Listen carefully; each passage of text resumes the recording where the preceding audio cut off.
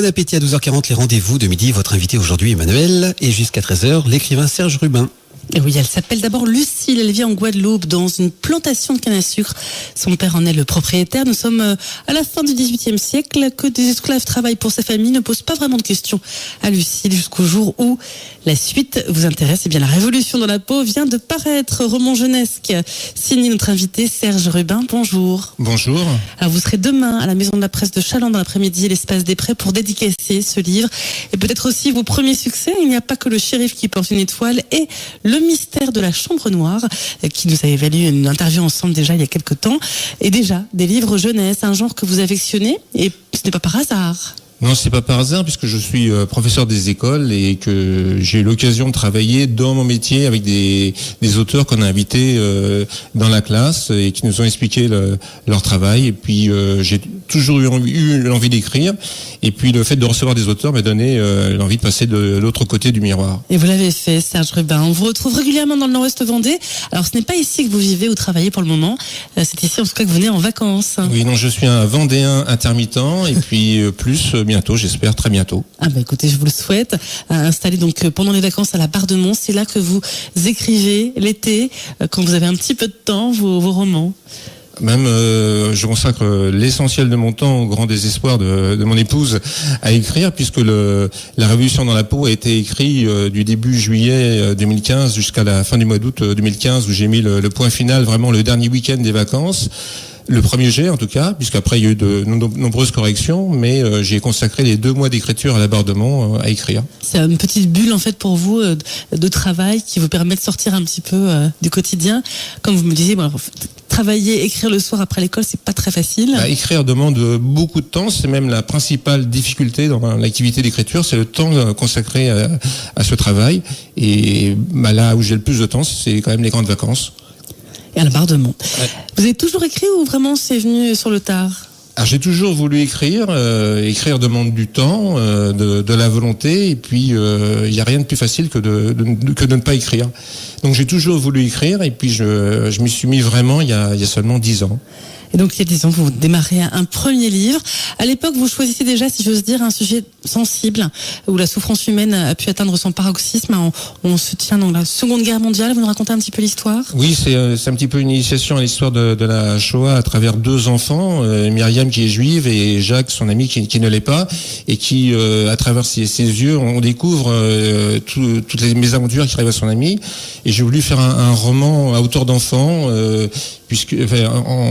sans édulcorer l'histoire, parce que l'histoire est assez grave, mais en même temps en mettant des respirations à travers le père de Jacques qui est prestidigitateur, et la magie va contrebalancer un petit peu, sans édulcorer, va contrebalancer un peu la gravité de l'histoire. Alors, le titre, il n'y a pas que le shérif qui porte une étoile, on le comprend plus facilement.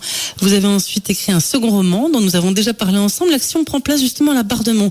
Le titre, eh bien, nous fait comprendre de suite que l'on entre dans un univers policier avec le mystère de la chambre noire. Oui, c'est un pastiche évidemment du titre de Gaston Leroux, le mystère de la chambre jaune, mais il n'y a que la chambre qui est commune avec Gaston Leroux. Gaston Leroux a inventé le principe policier d'une chambre close dans laquelle il y a un mystère, et moi il y a un mystère dans ma chambre. Il y a une chambre noire, il y a même 2 chambres noires. C'est la première chambre noire, c'est la chambre du cinématographe qui est naissant en 1908.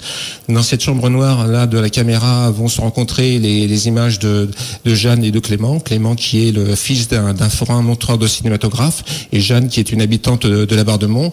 Et ma deuxième chambre noire, c'est la chambre d'hôtel dans laquelle elle va intervenir un drame, et un drame qui est tout à fait mystérieux. Alors c'est un grand succès que ce deuxième roman, sélectionné dans plusieurs catégories de prix, dont un plutôt célèbre, plutôt important que beaucoup de jeunes connaissent, ce sont les Incorruptibles. C'est une référence en matière de littérature jeunesse. Oui, le prix des Incorruptibles, c'est le plus grand prix jeunesse qui est parrainé par l'Éducation nationale, et à cette occasion, les auteurs sont invités dans la France entière. Alors malheureusement, de par mon métier, je n'ai pas pu répondre à toutes ces invitations, mais j'ai consacré le maximum de temps, notamment grâce aux vacances de février et de printemps qui sont des zonées, ce qui fait que j'étais en vacances quand d'autres zones étaient au travail. J'ai pu rencontrer les collégiens. Et donc vous avez donc obtenu des retours sur votre livre, ça vous a aidé pour le 3e? C'est très très motivant le fait d'être reçu par un public de lecteurs qui posent des questions sur le métier d'écrivain, sur le circuit de l'écriture, sur le circuit de l'édition, sur les personnages. Ça donne évidemment envie de continuer et d'écrire à nouveau. Et c'est ce que j'ai fait en écrivant La Révolution dans la peau. Justement, on va en parler après une petite pause. Si vous êtes ici aujourd'hui, c'est qu'un nouveau livre est paru à la fin de l'été. Vous allez le dédicacer demain après-midi à la Maison de la Presse de Châlons. Vous parlez d'esclavage, mais aussi de plantation de canne à sucre. Il y a toujours un petit fond historique dans vos livres qui sont très documentés et c'est toujours très pédagogique aussi. Un livre soutenu par Amnesty International, vous allez nous raconter. Jusqu'à 13h, Emmanuel, votre invité, l'écrivain Serge Rubin. Oui, auteur de romans pour les jeunes. Alors justement, Serge Rubin, globalement, vous écrivez pour un public de quel âge à peu près? Alors mes romans sont pour un public, le Mystère de la Chambre Noire à partir de 9 ans. Les deux autres à partir de 10 ans et hélas il n'y a pas que les shérifs qui portent une étoile et pour l'instant elle est épuisée. Épuisée, et vous me disiez pourtant ce serait bien qu'il soit lu parce que beaucoup de jeunes aujourd'hui, on était un petit peu surpris avec Thierry David, sont complètement ne savent pas en fait que la Shoah existait. C'est un pourcentage terrible. C'est un peu dommage parce que c'est une approche à hauteur d'enfant, donc non traumatisante de la Shoah. Et actuellement un récent sondage du journal Libération montrait que 70% de la tranche d'âge 16-18 ans ne savait pas du tout ce qu'était la Shoah. Ça me paraît énorme. Alors, je dois avouer, ça me paraît énorme également, mais voilà, c'est... Bon, écoutez... Source Libération. Eh bien, écoutez, on va parler un petit peu de prévention et d'information. Vous-même, donc, instituteur, est-ce que vous écrivez en pensant à vos élèves, justement ? J'écris en pensant au public, c'est-à-dire que évidemment quand on écrit pour un lectorat de jeunes enfants à partir de 10 ans, on va pas mettre les mêmes choses, mettre les mêmes mots que si on s'adressait à un public adulte. Vous prenez des précautions particulières quand vous parlez d'antisémitisme, de racisme ? Alors, j'essaye de ne pas édulcorer l'histoire, c'est-à-dire que dans mon roman, rien n'est caché. Même si la fin est ouverte, je n'ai pas voulu désespérer le lecteur parce que à la fin de l'histoire, un de mes héros s'en va et vers une destination qui est inconnue et il a une possibilité, mais toute minime. Je lui laisse une toute petite possibilité de s'en sortir et je termine le livre comme ça en laissant une fin ouverte pour justement ne pas désespérer le lecteur. Alors aujourd'hui, vous nous présentez justement ce nouveau livre, La Révolution dans la peau. Et comme dans vos deux premiers récits, en fait, on va remonter le temps. Vous aimez un petit peu les fonds historiques et vous travaillez pas mal dessus sur la recherche. On remonte à 1789. Oui, alors je tiens d'abord à dire que mes romans ne sont pas des manuels d'histoire. Ce sont de vrais romans avec des rebondissements.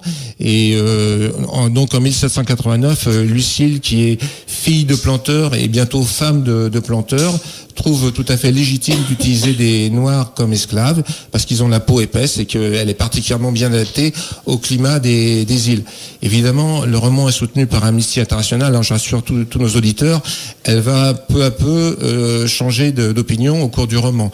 Il y a toute une série de rebondissements au cours de sa vie qui feront qu'elle changera d'avis. Mais pour l'instant, c'est ce qu'elle pense au début du roman. Mais alors, quand vous parlez des premiers arguments sur la peau épaisse, voilà, c'est des choses que vous allez rechercher sur les commentaires qu'on pouvait faire à l'époque sur les esclaves. Oui, parce qu'il y avait de nombreuses justifications à l'esclavage de la part des amis du député Barnave qui avait fait maintenir par la constituante l'esclavage. Il faut dire que l'esclavage, ça servait à produire la canne à sucre, que la canne à sucre, c'était un enjeu économique très important pour l'époque, puisque le sucre de betterave n'existait pas, et que la canne à sucre, c'est ce qui permettait de conserver les fruits, c'est ce qui permettait de faire des liqueurs, c'est ce qui permettait de faire des pâtisseries. Et donc c'était aussi indispensable aux contemporains qui vivaient en métropole que le sel. Ce qu'on apprend dans votre livre. Donc, dans chacun de votre livre, vous nous ouvrez un petit peu sur des univers particuliers. Alors, le cinéma, sur le deuxième livre, là, sur la canne à sucre. Vous aimez un petit peu distiller des informations comme ça et vous recherchez ces informations. Oui, enfin, je me considère un petit peu comme un enquêteur, comme un détective. Alors, beaucoup de sujets ont déjà été traités dans la littérature jeunesse. Et moi, ce que j'essaye de trouver, c'est la petite niche historique qui n'a pas été trouvée. C'est le cas pour la Révolution dans la peau, puisque la Révolution dans la peau traite notamment de cette période très particulière qui s'étend de 1794 à 1802, qui est une parenthèse dans l'histoire des Guadeloupéens, de l'histoire du peuple guadeloupéen, puisque c'est pendant cette parenthèse, ils vont accéder à la liberté. Une liberté certes surveillée, puisqu'ils n'auront pas le droit de quitter leur habitation sucrière, puisqu'il faut continuer à produire du sucre pour la métropole, mais en tout cas ils seront affranchis, ils ne seront plus esclaves. Et puis tout d'un coup, après 8 ans de liberté, en 1802, Napoléon leur dit, c'est fini, c'est la fin de la récréation, l'esclavage est rétabli dans toutes les colonies françaises. Alors évidemment, ça va pas se faire sans qu'il y ait de la casse, puisque le général Richepense va massacrer 10% des habitants de l'île, mais c'est une période de l'humanité qui est assez insolite. On dit pendant 8 ans à un peuple qu'il est libre, et puis au bout de 8 ans, on lui dit c'est fini. Donc effectivement une parenthèse historique plutôt particulière, et on rappelle, c'est adapté aux lecteurs de 10-11 ans, 9-10 ans. 10 ans sans problème. Un mot sur le chemin de croix qu'a pu être pour vous et pour beaucoup d'auteurs aujourd'hui, le chemin pour trouver un éditeur. Ça n'a pas été toujours simple pour vous. Oui, alors il ne faut pas confondre livre édité et puis livre écrit, parce que j'en ai écrit d'autres bien entendu. Alors peut-être qu'il ne méritait pas d'être publié. Je n'ai pas forcément, je suis pas forcément la personne la mieux placée pour avoir un regard objectif sur mes écrits. Simplement, à tous nos auditeurs qui veulent écrire, je ferai simplement passer le message suivant, c'est qu'il ne faut pas se décourager. C'est normal d'avoir des refus d'édition. Rawlings, qui est un auteur beaucoup plus prestigieux que moi, a eu des refus d'édition pour Harry Potter. Tous les auteurs ont des refus d'édition et c'est pas pour autant qu'il ne faut pas persévérer. Donc on persévère et on frappe aux portes et on continue. Ça n'a pas toujours été simple, mais vous avez réussi. L'éditeur pour ce nouveau livre, c'est Talent Haut, qui est un talentueux éditeur de Vincennes, en région parisienne, et qui a fait un jeu de mots. Talent Haut est devenu Talent Haut est devenu Talent Haut, puisque c'est un éditeur qui a la particularité de faire des livres où les filles et les garçons ont autant d'importance, jouent le même rôle. La fibre féministe chez Talent Haut est quelque chose de bien réel. Dans votre livre, c'est une jeune fille qui est une héroïne, elle s'appelle Lucille. Donc, ce nouveau roman est à découvrir. Demain, vous serez à Châlons à l'Espace des Prés, donc on pourra se le procurer. Et puis, on peut parler aussi d'autres dates pour vous, mais je crois que vous allez vous éloigner du Nord-Ouest Vendée. Alors, des dates un peu plus lointaines, puisque je vais au Salon d'Histoire de Bruxelles, après je vais au Salon d'Histoire de la ville de Versailles, ensuite je vais en dédicace au Salon de la ville de Paris, et puis pour terminer au Salon de Montreuil, le Salon de jeunesse, qui est un très grand salon national pour la littérature jeunesse. Mais écoutez, rendez-vous donc pour ce nouveau livre et peut-être pour un prochain dans quelques mois, La Révolution dans la peau. On se retrouve donc en podcast dans 3 minutes sur fm.fr et puis lundi pour une nouvelle émission autour de la Micaline. Je vous remercie, puis à bientôt. Merci Serge Rubin. À demain donc pour la dédicace du livre. Merci Emmanuel, bon week-end. Rendez-vous lundi pour justement les